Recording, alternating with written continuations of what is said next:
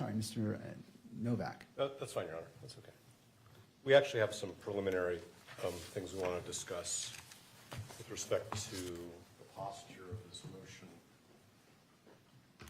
And I also think at some point the court needs to decide at what stage the hearing on this motion remains open and becomes closed. So I'm going to bear that in mind in terms of my preliminary statements, if I may.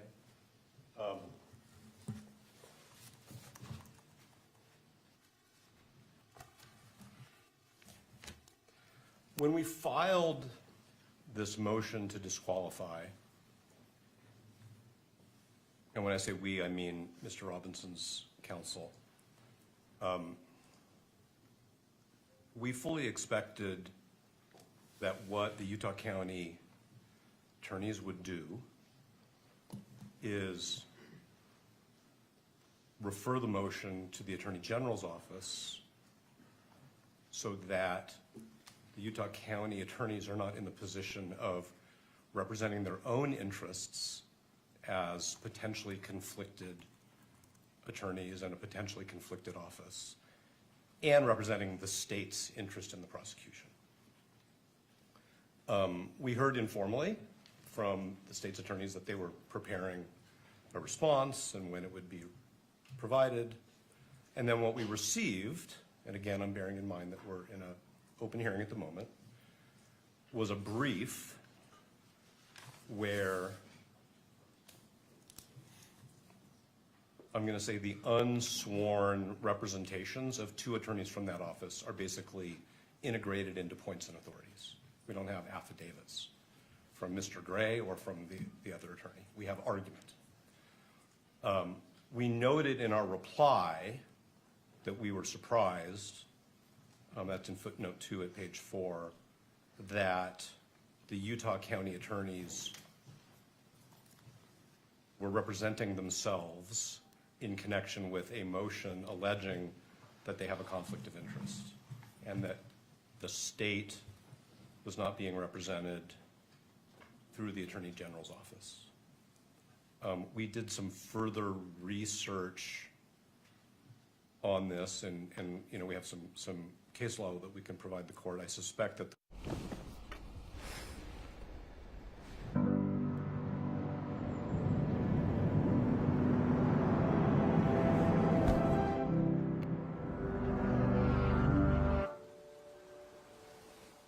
What happens if my dad starts Tai Chi tomorrow? How old is your father? He is 56. Oh, perfect. By the end of September, you won't even recognize him. But what if he hasn't worked out in years? That's even better. Tai Chi was made specifically for beginner men, 40 plus. Isn't the gym better? After 50, the gym breaks you. Tai Chi heals your body and make you lose weight faster than in your 20s. Does he need any equipment? No, his body is enough. Just do it for 9 minutes a day and see your body get younger. So how to start? Click the link, get the app, and start tomorrow.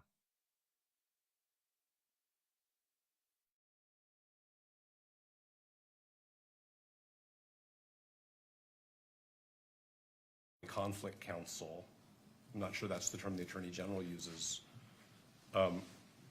representing the state's interests. There's a Supreme Court decision which is called State v. Jimenez, Jimenez, which I can provide a citation for. There are subsequent cases, but it's pretty clear that this is the type of a case. I'm not saying that Jimenez compels that action, but it seems to me to strongly suggest that where there is a showing, I'm not sure what the threshold showing is. I don't want to say it's a prima facie showing or a reasonable concern, but where there's a showing that there very well may be a conflict of interest that hasn't been handled by a particular state attorney's, county attorney's office, that what's in the interest of the litigation, of the public, of the parties, is for the Attorney General to to step in. And the citation for State v. Jimenez, if I may, is 588 P. 2nd 707. Of course, I can provide the court with the Utah citation as well.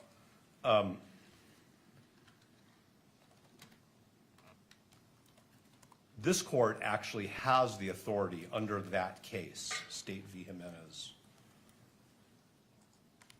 to direct the Attorney General to step in, not for the entire case at this stage, that's not what we're saying is necessary, because that requires a finding of a conflict of interest, but to step in or to designate somebody to step in for the purposes of litigating that motion. Okay. And so we're very concerned that even going forward with an evidentiary hearing where members of the Utah County Attorney's Office are both litigating as representatives of the state in a prosecution and essentially defending their own propriety of proceeding in this prosecution is problematic. As far as being prepared, we're of course prepared to go forward with an evidentiary hearing, but we think that it's improvident, and we think that what the court should do if the Utah County attorneys have not or don't, if given the opportunity, do this on their own, is that the court should designate the Attorney General's office for the purpose of litigating this motion. The court might ask, hypothetically, the question, has the Utah County Attorney's Office conferred with the Attorney General about this particular question? And we are not in the dark, because as Ms. Nestor will tell the court, as an officer of the court, she's spoken with the Attorney General's office, and they have not been consulted about this. Okay? So this is a motion to disqualify a county attorney's office based on what we believe is a material, significant conflict of interest that it's clear they haven't even tried to address by way of a screening, which of course is a term of art, because their position is no screening was necessary. We're not even here to discuss whether the way in which a particular attorney was screened off was adequate. Their position, as their own advocates, is we've already decided no screening is necessary. So we've been told by the Attorney General's office, Ms. Nestor can represent to the court exactly what she was told, but basically that there has not been consultation. And while that is Mr. Gray's prerogative, we think it's wrong, and we think that this court needs to exercise its authority to intervene and say, in this case, for this kind of a motion, the court needs to hear from a representative of the state who does not even appear to have a conflict of interest. So that's our preliminary statement about these issues. And again, I hope I've avoided saying anything that should have been said in a closed hearing. I think I was pretty good about that.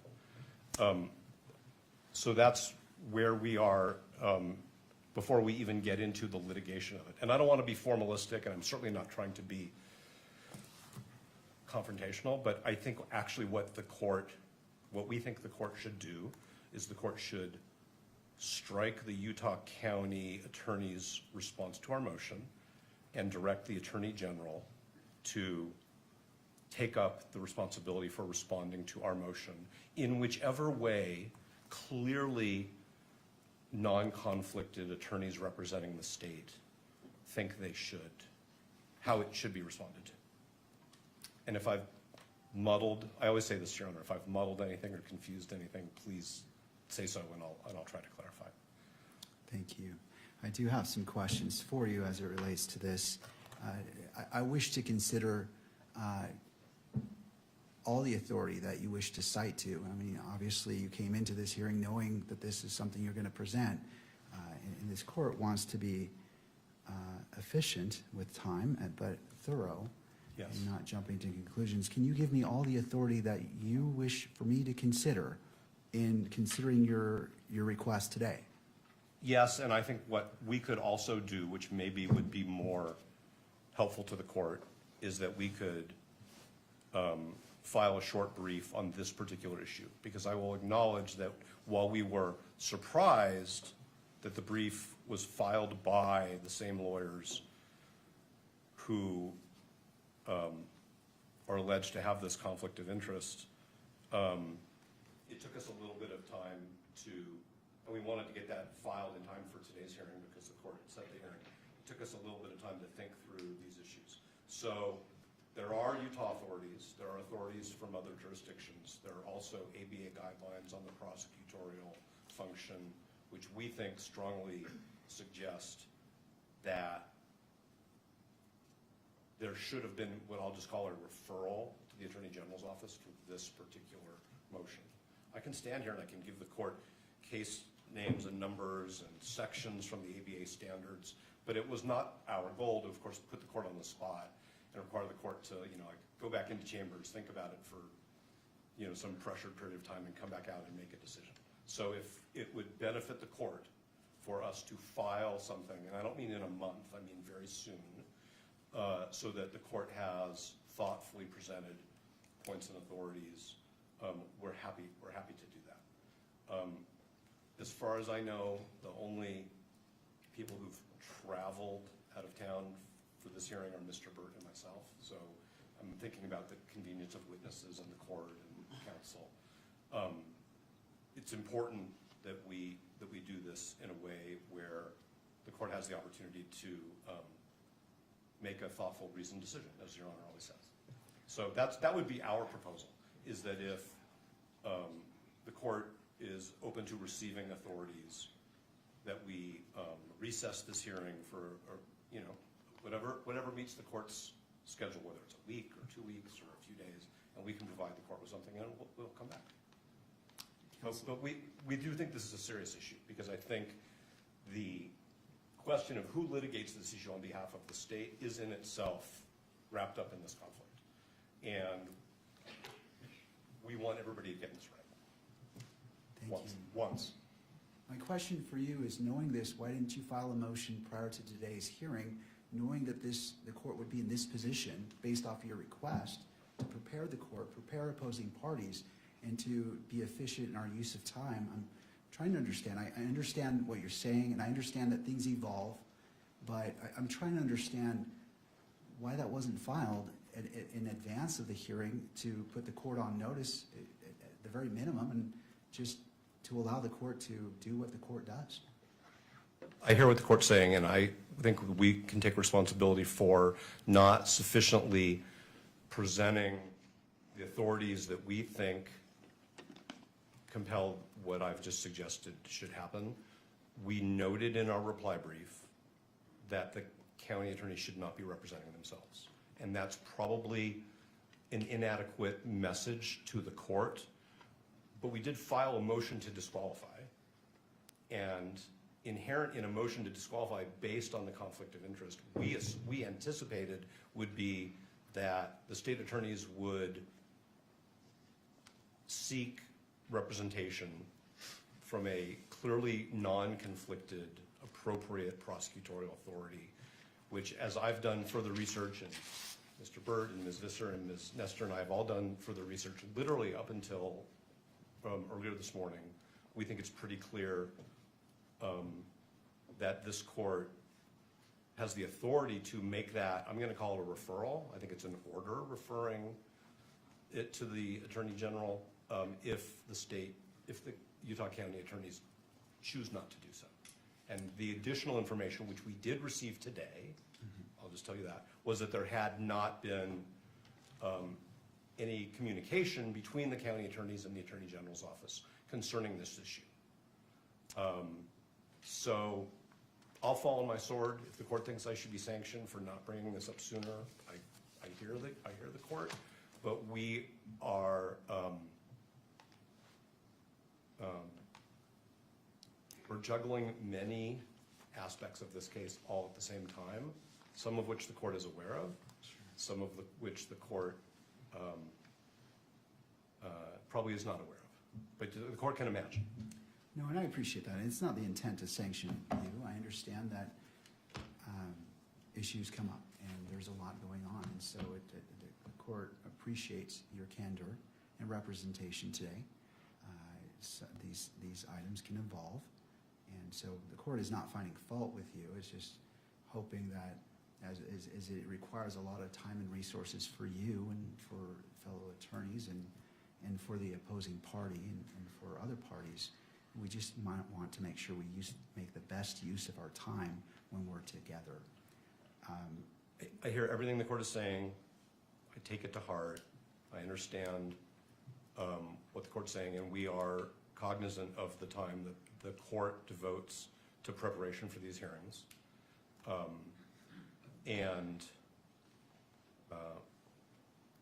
So that's all I can really say. Sorry. And also for Mr. Robinson himself and the victim representative, Ms. Kirk as well. We just want to do our best, and I understand, and I'm not finding fault with you, sir, or your team. You've all been in court. We all know what happened, so I understand. I'll turn to the state. Oh, and I'm sorry, is there anything further that you wish to represent? No, I could provide the court with more citations, but I'm just wondering if that's really the best way to give the court a list of verbal citations. I think with all consideration for, and we probably have, with all consideration for the fact that the court wants to be thorough and careful, and we do as well. We don't want to shoot from the hip, but I think that we just decided that this was something that we needed to bring to the court's attention in a much more fulsome way once we understood not only the way this was developing, but frankly the way the Utah Supreme Court, the ABA guidelines, courts of appeals subsequent to State v. Jimenez, and the information that we received today from the Attorney General's office, which isn't a secret. It's just we had a conversation and we learned that there hadn't been any consultation. If there had been consultation and the Attorney General had said, no, we think you're good to go, then that would be different. And that's what we learned this morning. All right. Well, I'll go ahead and take those authorities right now if you'd like to list them. Court is ready. So the second one would be State v. Robertson, and that is also a Utah case, 886 P. 2nd 85. There's the ABA prosecution standards. I would refer the court to section 3.1.7 and 3.2.5. And those are, I think, the places to start.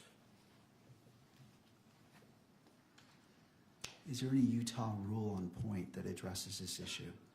So the case of State v. Jimenez, which I referred to, which is the Supreme Court, does actually cite a statute.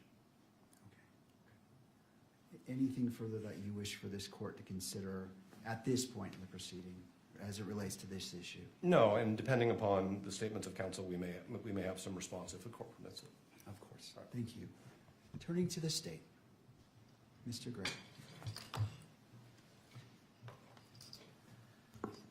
Your Honor, I'm not sure why this is coming before us today.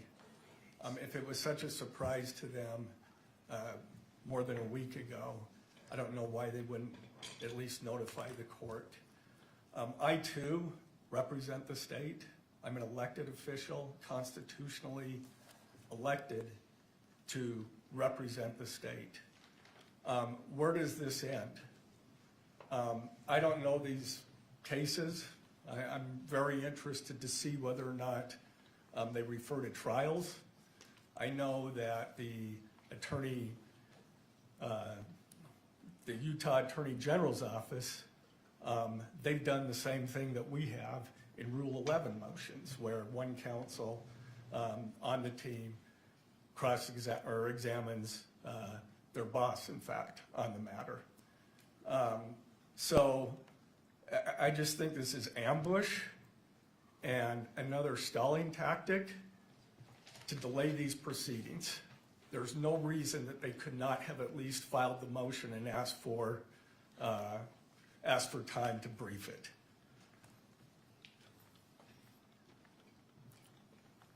And where does it end? Do we get to respond to their motion to have the Attorney General's office respond, or does the Attorney General's office have to respond to that one too? I'm not, well, anyway, I've stated my, it should have been done far earlier if that was their case, if that was their claim. And if I could just turn the time over to Ryan in case he has something else. Thank you, Mr. Gray. Yeah, I Mr. do. McBride. And excuse me, this is, we're tag teaming this somewhat because it's a surprise to us as it is to the court. But in the 5 minutes I've had to read Robertson and Jimenez, which could have been provided to me before this hearing, it looks like those cases.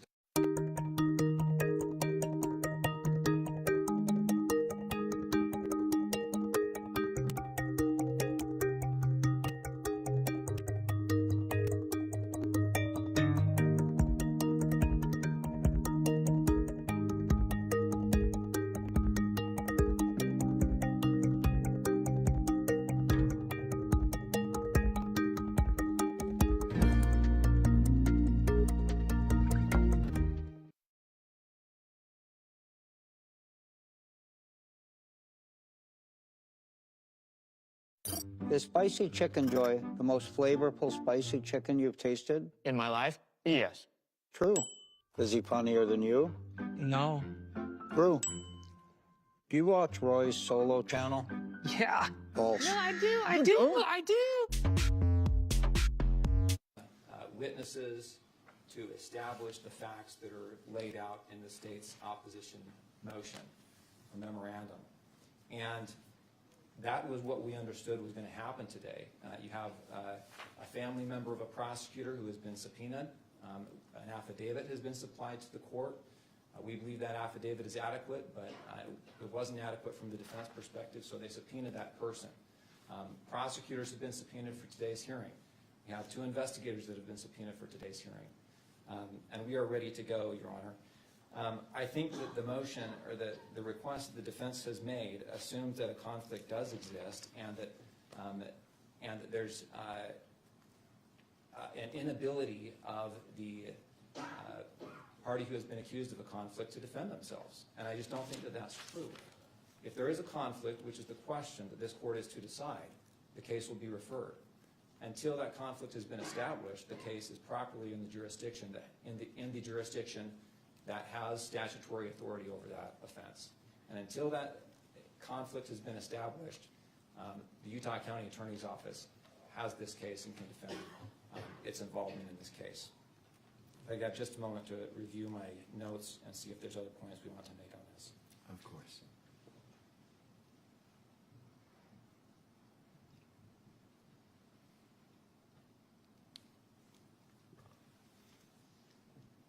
There is one other point I wanted to make, which is the idea that the case would be referred, that alleging a conflict would cause a special prosecutor to be appointed. That really assumes that there is a conflict, and until that conflict has been established, there is no duty for the case to be referred to another jurisdiction or another special prosecutor to handle.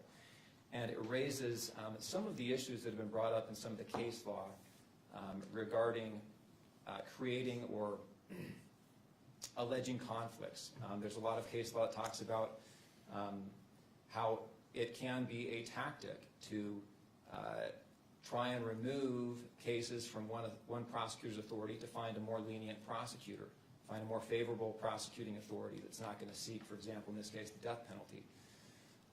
And there's a lot of case law that talks about you can't call opposing counsel as a witness in a case unless they're absolutely necessary.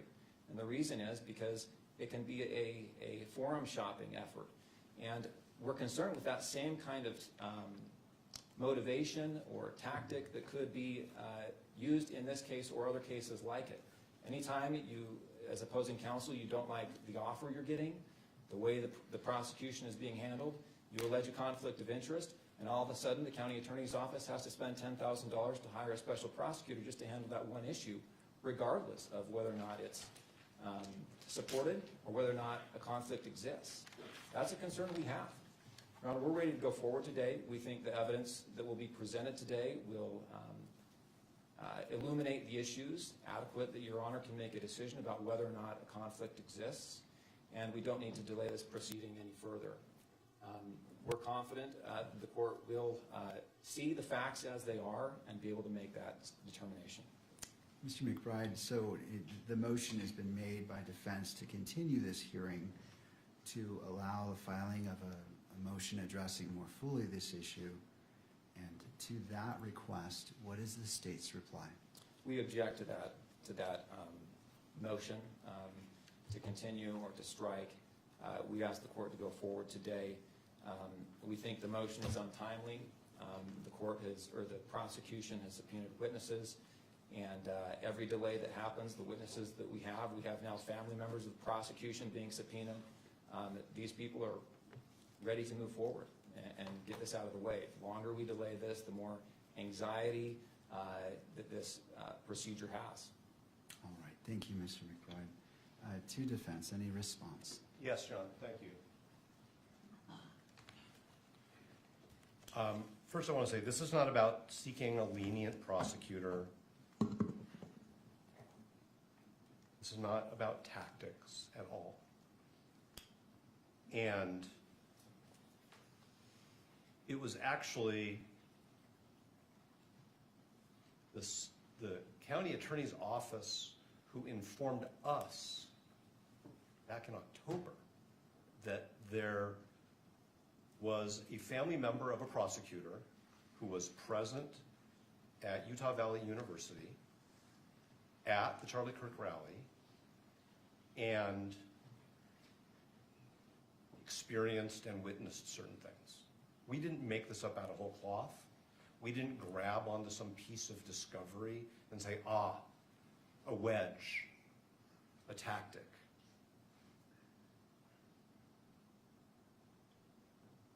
The Utah County Attorney's Office informed us in late October that we needed to know about this, and we informed them, fine, that's your position, it's not a conflict of interest. We think it is, and we intend to litigate it.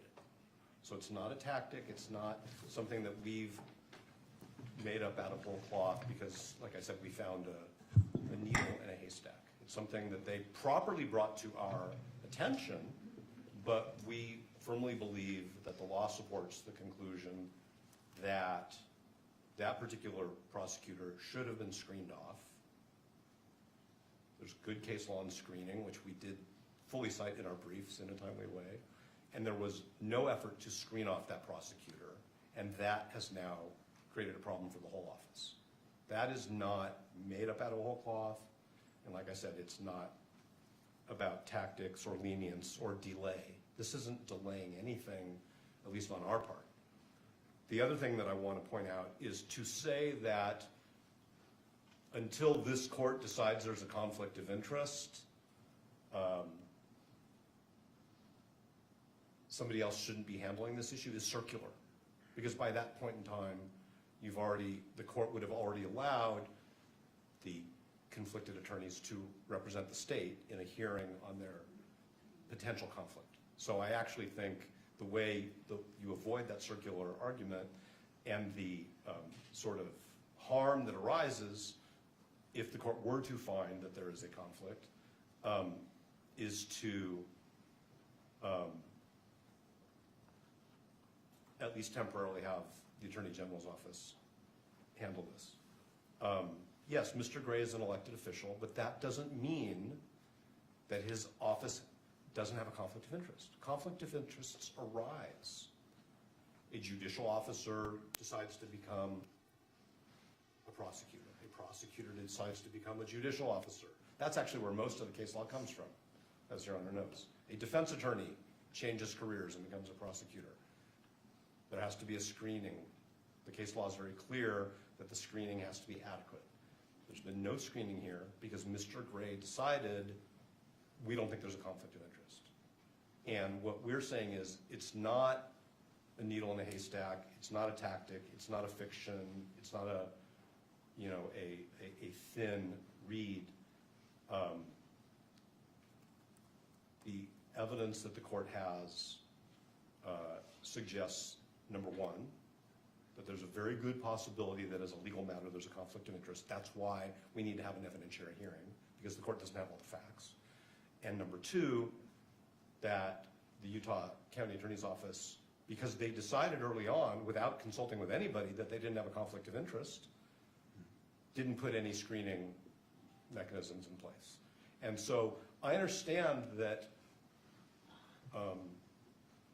they want to defend the decisions that they've made, but the question is, shouldn't the state be represented by somebody else in the course of this court resolving whether those decisions were right? Because to quote the law and to quote the ethics, the Utah County Attorney's Office is now serving two masters. I don't like that word, but that's the word in the doctrine. They're representing themselves and they're representing the state of Utah. And that's why the Attorney General or somebody else designated by the Attorney General should be representing them in this matter. And I do want to say one more thing, if I may, Your Honor, and I appreciate the court's patience. I think that the way we raise this issue in our reply brief is not as accommodating to just letting it go as counsel suggests. What we said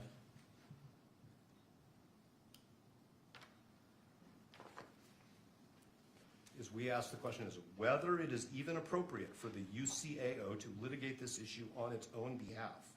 While the UCAO may have provided this court with the information that it has deemed relevant to this issue, the scope of the disclosures and litigation of this motion should have been assigned to another state agency, such as the Attorney General.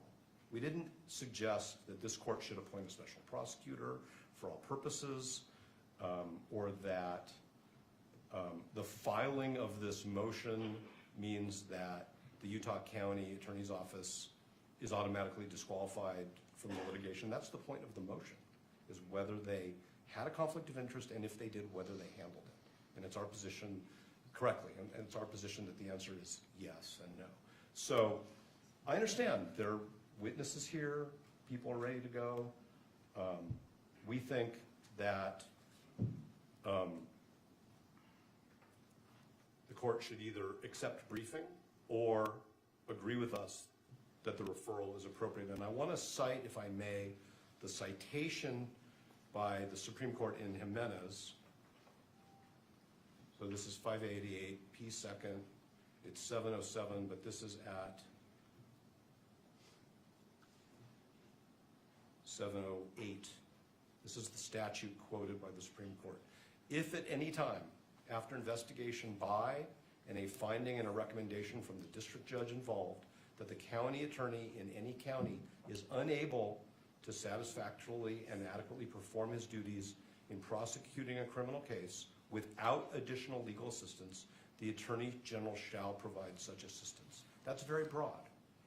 What that means in this case is it's inappropriate for the Utah County Attorney's Office to represent itself when it is also representing the state. And that for this motion, this court has the discretion, we would say, respectfully the obligation, to designate the Attorney General to represent the state, the people of the state of Utah, in this motion. And depending upon how the court rules on the motion, then we have to see what happens next. So is it your position that the court has discretion to make that decision? I think that the court has the discretion to say to the Utah County attorneys, you shouldn't be representing yourself in this case at this stage as to this motion only. Continue to do what you do while this motion is pending, and we will resolve this motion. I am not suggesting that they should stop the work that Mr. McBride talked about preparing discovery, having their agents interview witnesses. We want to get this motion resolved in a timely way. It is not a stalling tactic. But I'm not saying, let me be very careful because I don't want to misinterpret the court's question. I'm not saying that whatever this court decides is the right decision because the court has discretion. We believe that the law requires that the county attorney's office be represented by somebody else for this motion. What I'm saying is the legislature gave the court the authority to compel that when the state attorney and the attorney general haven't done anything about that yet. I'm not saying that the court, I mean, I don't know what the standard of review on appeal would be, so I'm not just saying it's an abuse of discretion standard. What I'm saying is the legislature gave this court the authority to direct, refer to the attorney general representation in a criminal case where there's a showing of a potential conflict of interest. And I've been a criminal litigator, although on this side for a long time, so I understand what counsel's talking about is sometimes defendants come up with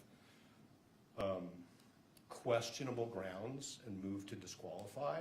And I don't think that that's a finding that the court can make in this case. It was actually, as I said before, the Utah County attorneys who were concerned about this enough that they brought it to our attention. We have profound disagreements about the significance of the conflict and the way it was handled. Okay? And otherwise, I think I would be repeating myself if I said anything more without answering a direct question. All right, I just have a brief question. Do you have your witnesses here today? All the witnesses are here. We have no problem as a pragmatic issue going forward. Our witnesses are the subpoenas that we served, which were filed with the court. So to be clear, and I don't think the court is inferring this, we're not unable to proceed if that was the court's conclusion. We are prepared, and the witnesses are here. I'm just saying we think that it would be improvident and it could result in errors of law, and it could result in problems down the road. Thank you. Do you need any additional time in regards to your argument to continue this hearing based off the citations that you've provided, the authorities you've provided the court? 1 second.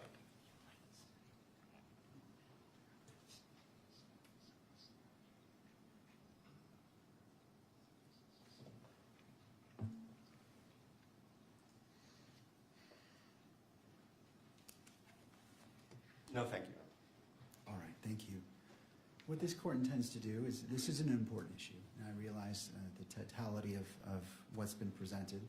And my question in regards to your witnesses is, it was informatory. I just wanted to see if depending on what the court rules, if the parties, I don't want to disadvantage either party in that. So this is an important issue, and this court wishes to take a brief recess. I want to look at what's been provided and make see where the court needs to go. I want to inform myself, take a moment to look at it, and as opposed to just making a snap decision and taking into consideration all parties and the constitutional rights of all parties as well. With that, we will be in a brief recess. I always hesitate to give the time because sometimes we'll be here. I appreciate you being here. Court is in a brief recess. Thank you. All rise.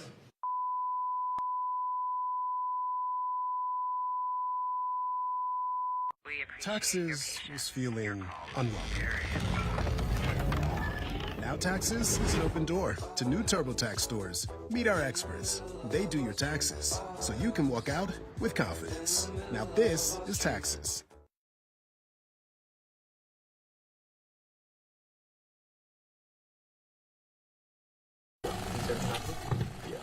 Therapy has been such a massive part of my last 2 years, a massive part of the reason that I'm able to be a musician again. I think I'll always be an anxious person. I think accepting that that's always going to be there for me is a big thing.